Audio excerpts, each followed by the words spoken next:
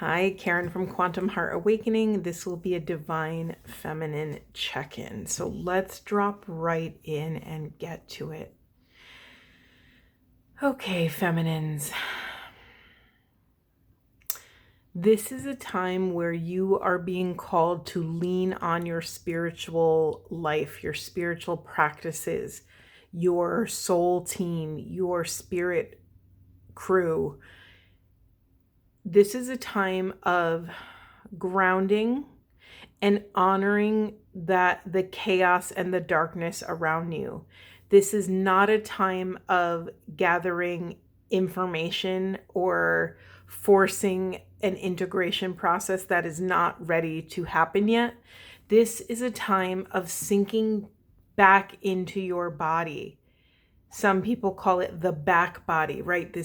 It's almost as if your soul can lean back into its human vessel and just lean back like it's a cozy lazy boy or something. This is a time of letting the human vessel hold the soul and grounding in this delicious growth cycle. It's interesting to me because we have this fern card and then we have this ivy card in reverse. And the way I look at these, here, let me pull them out. Ferns and ivies are two things that have incredible growth cycles. I mean, they'll run amok if you let them, right? You've seen houses covered in ivy. And if you ever walk through the woods and there's a creek or a river, there's always a million ferns growing. Those like fiddle leaf ferns and all those different things. Okay, the way I'm looking at this, remind you, this is the primary position. The way I'm looking at this is it's a yin yang card. So it's this cyclical thing. Look at all of this lush growth. Look at all of this. I mean, these figures are almost getting buried and held by Mother Gaia, right? If you notice this person's hair, these beautiful little curly tendrils are mimicking the tendrils of the fiddle leaf fern, whatever you call those. There's something in this to remember our oneness with Mother Gaia, Mother Nature. This is really specific, but for some of you, I don't know if you know what ecofeminism is. I studied ecofeminism in my master's degree in women's studies. Basically, ecofeminism, this is going to be a terrible explanation. I keep wanting to spin this though. I mean, look at how beautiful it is. You almost can't, if I put it like this, you almost can't differentiate where one card ends and one card begins. That's really interesting. Okay, hold on. I've said like 20 things I didn't finish, so let me just feel into what I want to say. Okay. So ecofeminism looks at, most people know what feminism is, the pursuit of equality. And I mean, you can go really in depth, but that's like the bare bones definition, right? So ecofeminism is honoring how the same injustices that have been done to women have also been done to Mother Gaia, and drawing those different parallels and honoring how we've taken advantage of our ecosystem. We've treated it like it's this infinite resource when we are actually decimating it faster than it can reproduce. And one thing that has been shared across the board many, many times is that we know for sure that even if we will not be here, Mother Gaia will take over, right? You've seen photos maybe of abandoned cities where just all of the lush greenery takes over and nature just consumes what has been previously left by humanity. I don't know why I went on that tangent, but it came out for someone. So if someone's learning about ecofeminism or eco-oneness, there's also terms like an ecosexual for people who have an intimate relationship with Mother Gaia and who can really feel what she's feeling and engage with Mother Gaia as if she was a beloved. I'm not going to go into all of it because it's a lot, but yeah, I'm just naming these things, and maybe it's at minimum to just get your attention to something that has been tickling your brain for quite a while. So there's something about this. Okay, the other message that's coming through here is that bringing up the abandoned village imagery, feminines, you're allowed to completely abandon a part of your life. There are no rules that say you have to stick with something forever. You are allowed to abandon a problem, a person, a relationship, a job, a place of living, a place of business. You are allowed, gosh, even a family member, if there is a family member that is not serving your highest and best good, you're allowed to choose self over that discomfort, over that pain of that relationship. There's a message here that if you abandon it, Mother Gaia will fill in the spaces. Mother Gaia will hold that person, place, or thing in your absence, that it is safe to let go. That is safe. Do you see this image of this beautiful woman? I'm assuming it's a woman. This beautiful creature here. She's just sinking back into this, what looks like water, and allowing the sun to shine on her face, allowing the light to illuminate this deep, deep surrender. Yeah, that's for someone here. Oh, I just realized that this half is in reverse and this half is upright. Let's feel into that.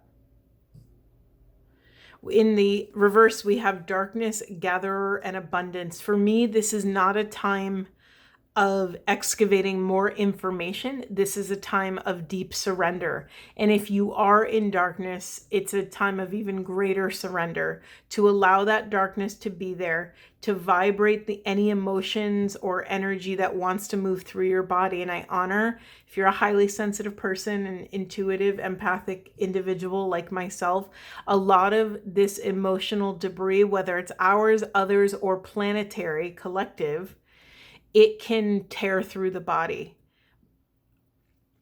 Part of this mission, if you're one of these people, is to learn how to balance this work, how to differentiate what is mine, what is other, and then wield your sovereignty and free will in such a way that you can consciously, intentionally choose to take on the darkness of other, of collective.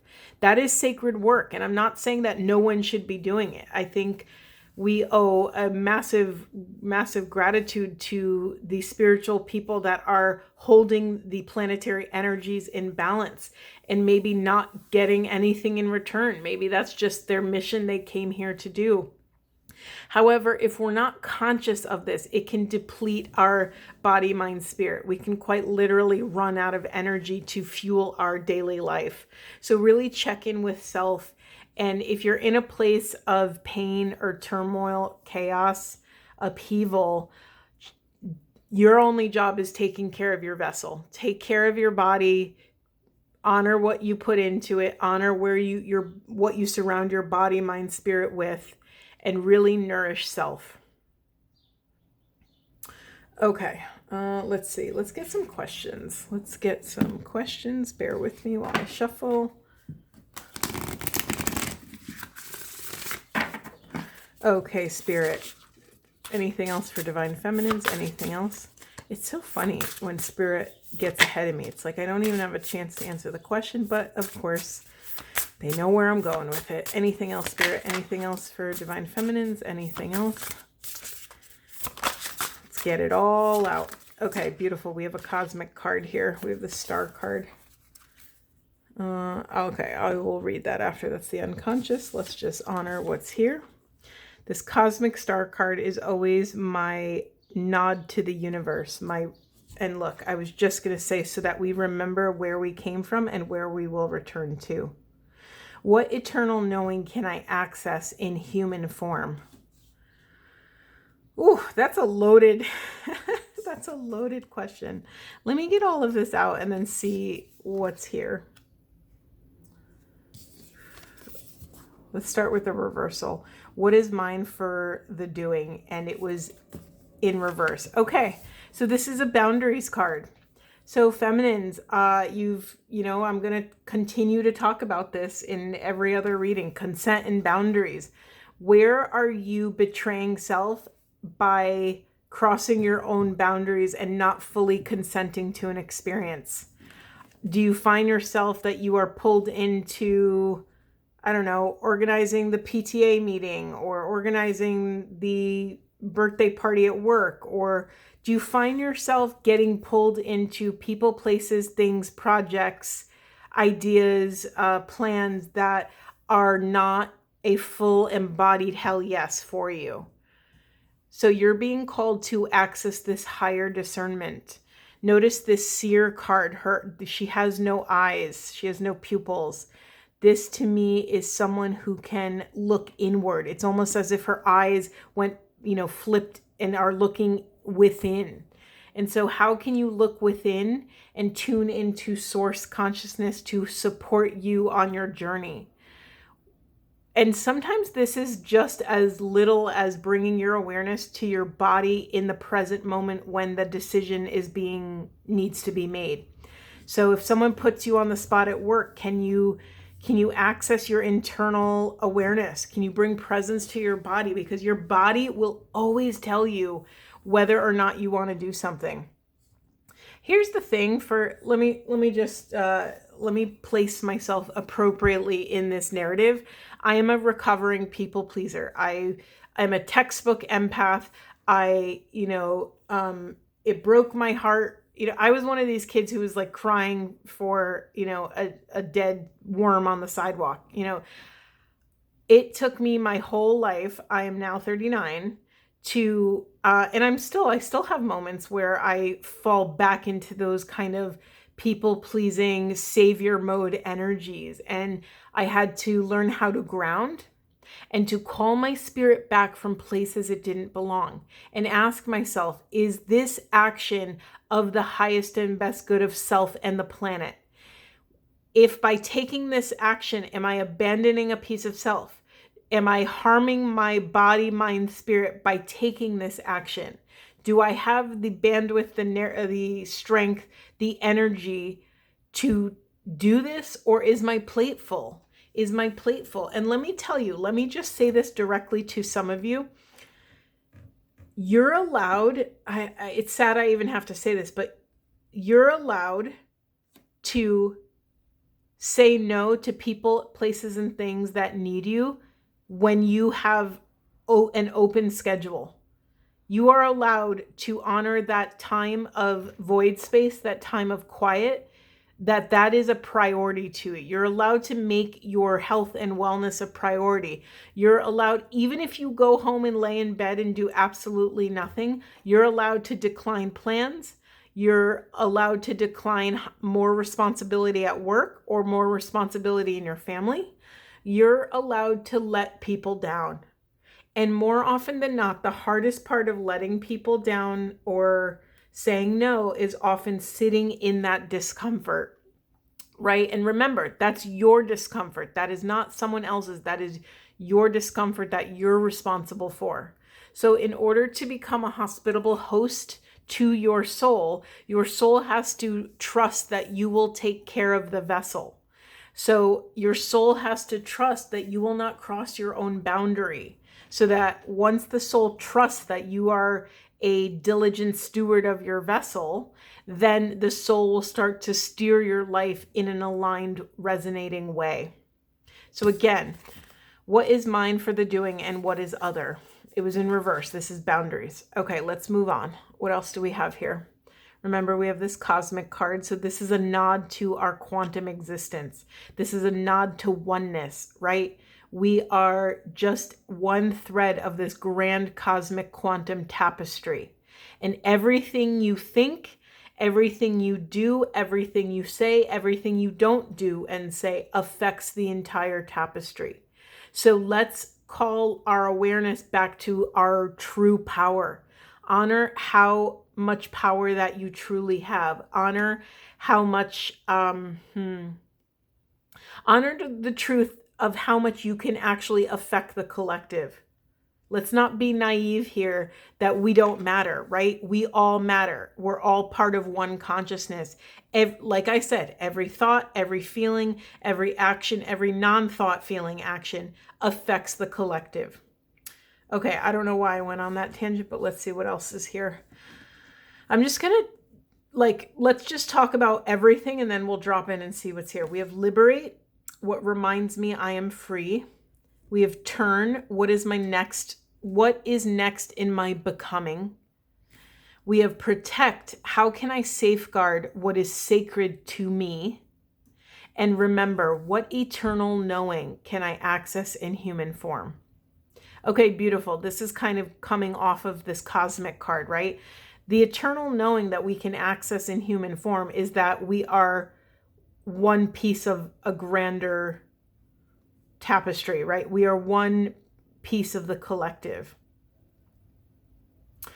An eternal knowing that we can access is oneness, is law of attraction, is the law of polarity, right? All things have polarity. The law of cause and effect. You know, these are all kind of these eternal grand laws. Now you can have some of your own. You can absolutely have some of your own. So what eternal knowing can you access in this vessel? And then again, this is another card about boundaries. How can you safeguard what is sacred to you? Now, mind you, before you go into this inquiry, let's ignite our self-esteem before we ask these powerful questions. Let's get really grounded. Let us honor the pace that we're moving at, right? We want to go at a pace. We want to move slow enough so that we can access presence and divine discernment in the actual moment that these things are unfolding. So how can you safeguard what is sacred to you? If you are at your peak self-love, your peak self-esteem, what is holy to you? What is sacred to you? It's going to look different for each of you, but this is a practice of identifying your values, your desires, your dreams, your goals, your priorities. Why is this important and why is this coming up? Because you can't draw boundaries around what is sacred to you unless you know what they are. So this is a wonderful, wonderful journal prompt that you can do. So write it down. How can I safeguard or protect? How can I protect what is sacred to me? And what is sacred to me? Is it taking a walk every day? Is it listening to my favorite author in the car on my way to work? And so by identifying whatever these things are, is it quality time with a friend or family member? Is it, whatever it is it going to exercise? Whatever it is, once you can identify it, you can draw these wonderful, wonderful boundaries around it. And then your life can flow from those boundaries, right? If working out every morning is the most sacred thing that you can do for yourself, then now you can invite yourself to create space in your schedule, to talk to your partner, to tell your children that from this time to this time, you are off limits. Parenting is never off limits, but you get what I'm trying to say. You could set the intention for yourself and those around you that this is important to you, and you're going to invest your energy into creating this in your schedule. And then you create radical boundaries around it. Of course, if there's an emergency or something out of the ordinary happens, of course you would shift, right? But this is just a practice in identifying and reclaiming what is sacred to you. And then we have, it almost feels like I'm saying the message backwards in this cards, but whatever, we're going to keep flowing with it. And then we have this inquiry. What is next in my becoming? I feel like these go hand in hand. We have what reminds me I am free. Hold on, let me feel into this for a moment. What is next in my becoming? This feels like you may or may not be able to answer this question until you honor this question, until you can create solid protection around what is of value to you. So once you can identify and discern what values you have that are in alignment with this current version of self, remember, we're dynamic individuals, we're ever changing, ever growing. In every second we are go through a death and rebirth cycle, right? 1 second ago, you were someone else. 5 seconds ago, 10 years ago, you were someone else. So let's honor these imperceptible shifts that, we're constantly in a death and rebirth cycle. What reminds me of this is my breath, right? When we take an inhale, we get to the top of our lungs and we can no longer breathe anymore. And then we are forced to exhale. That in and of itself is a death and rebirth cycle. So maybe what is next in your becoming is on the other side of drawing boundaries around what you want to protect in this life. Okay, and then we have what reminds me I am free. This is not a small question. It's really easy to get caught up in this fast-paced, rigid schedule that most of us have, right? Most of us have, if you're working a job, I'm assuming that job expects you to be there at a certain time, right? So right there, you're on someone else's schedule. And right there, then you have the time you have for yourself, the time you have to do this work, to create, to flow, to rest, whatever. It's already hindered on by work, by this other schedule. I mean, maybe for some of you, you set your own hours, but that's not what we're talking about. So again, it's really easy to get caught up in our shackles of the repetition, right? It's very simple to just, go about your day like every other day, but you're being called now to drop into the seat of soul. Bring your attention and awareness to your root chakra. If you're sitting down, bring your awareness to that teeny tiny micro space between where your bottom hits the seat or the floor. Bring your awareness to this grounded energy. Feel your feet into the ground. Imagine roots coming out of your feet, going down into the earth. What reminds you that you are free and sovereign? What gifts you that vibration, that reference point of freedom?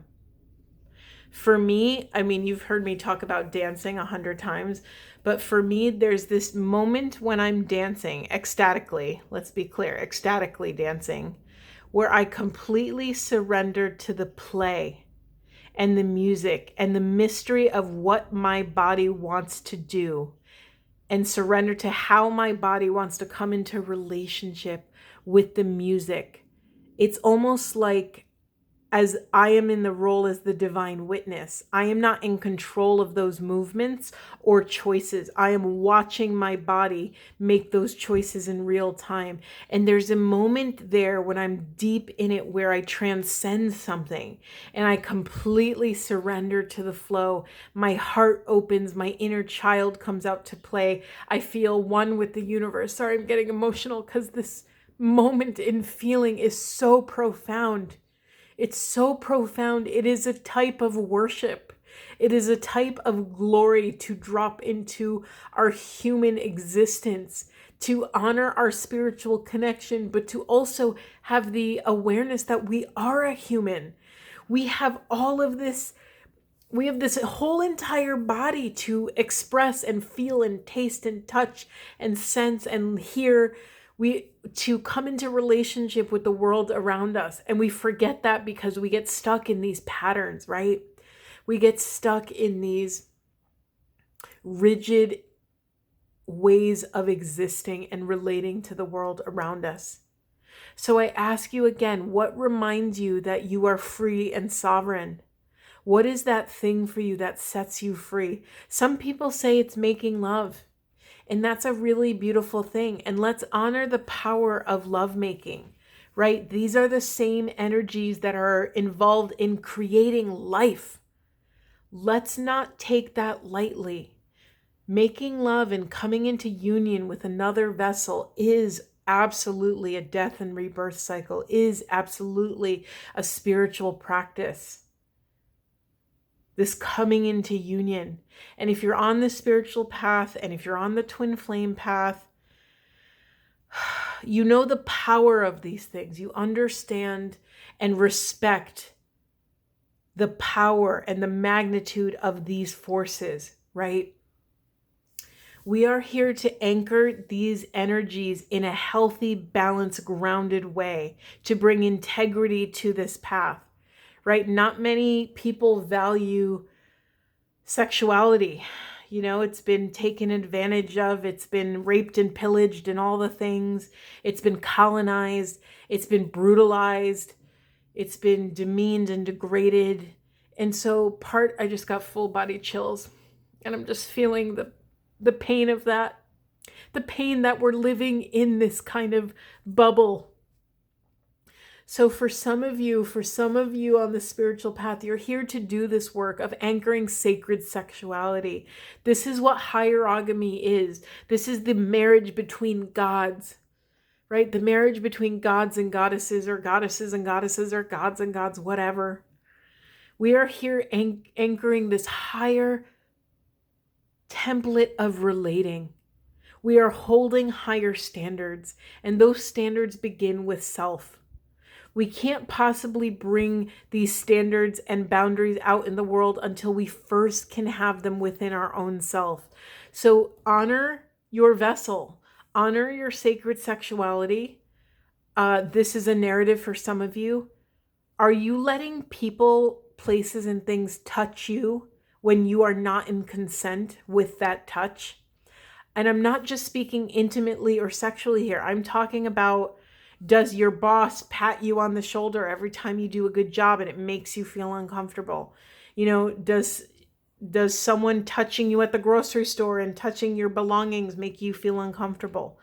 You are being called to bring all of this awareness into the micro moments, to access even more consent, to bring even more discernment to your boundaries. It is your birthright to create a safe environment around you so that you can flourish, so that you can thrive, so that you can ask another question on this path of illumination. Wow, I want to cry really hard. That's just what's coming up in me. These are not small things. And for many of you, you also feel the weight of this darkness in the world. And we are in a chaotic time. If you listened to the collective reading yesterday or this morning or whenever it was, these are tough times. And the work is always the same, right? The work is the work is the work. And we are being asked to call our spirit back from places it doesn't belong. We are being asked to hold our center for love of self and other in all flavors of chaos. This takes presence. This takes a mass amount of practice. This takes falling down and getting back up many, many times, and loving self and forgiving self no matter what. Forgiving self, forgiving other, and regrounding in these universal cosmic quantum truths. Big things, big messages. Let's look at what's in the unconscious. We have this map card. Which course takes me home? Do you see how all of these are starting to merge together, and all of these are pointing back to discernment, boundaries, and taking aligned action? Which course of action takes me home? What is the thing that helps you respect yourself? What is the thing, the thought, the action, the experience, the exercise that allows you to come back home to self? What do you need to draw boundaries around? Are you getting pressure from people, places, and things? Are you getting pressure? Do you really love your alone time, but your partner wants to move in together? Do you really love your lunch break, but your boss is asking you to work through lunch? What are these micro things that you are being asked to check in with? Do you consent to these experiences? Is it safe for you to say no? That's another big thing. If you are involved with people, I'm spitting, sorry, I'm getting a little excited. If you are involved with people, places, and things where you do not feel safe to say no to, where you cannot consciously share a rejection and it is safe to do so, you have to reevaluate if this environment, if this relationship is healthy for you. Is it time to make a new choice? Let me tell you, the quantum field will support you if you make an aligned choice, a choice that is in alignment and resonant with love, right? If you are constantly in fear at your job and your relationship out in the world, then something has to change. It is up to you to parent the parts of self that need something, right? If your child has a need, it's up to the parent to support that need and do everything they can to create a safe environment for that child to flourish. This is the same exact process with our inner children. Okay, let's see. Do we want to get anything else? Hold on. I just got called to get a self-care card, which is, I don't normally use these, but okay. Spirit, what do feminines need to know? Sync with the moon. Yeah, so maybe bring some awareness to tracking your moon cycles. That might give you some space to understand maybe where you're at in your cycle. Anything else, Spirit? Any other self-care cards for the Divine Feminine? We have make an altar. You know, it's funny, I just cleaned off my altar. So make an altar. Maybe carve out a sacred space in your schedule and in your home. Even if it's a teeny tiny little altar, even if it's like one candle and a flower you found while out for a walk. Set an intention to a given space and visit your sacred space. Visit your holy place with your sacred artifacts and worship. You're being called to worship. And this might be a picture of yourself on the altar. Can you worship self enough to honor what the self needs, to bring radical and ruthless love and boundaries and accountability to self so that you can take action-oriented steps that are in alignment with your life? And then we have a dream journal. You know, if you've been watching me from the beginning, dream journal continues to come up. Are you tracking your dreams? Are you asking yourself, what is the overall feeling of this dream? Anything else, Spirit? And then read. Make sure you have time to connect with spiritual sacred texts. And this doesn't have to be like the Bible or the Quran or the Bhagavad Gita. This could be whatever brings you back to spiritual union. Absolutely beautiful. And then in the unconscious, we have clear your energy field. So do what you have to do to clear your space and ground. I'm going to leave it there, Divine Feminines. I hope this was supportive, and I will see you in the next one.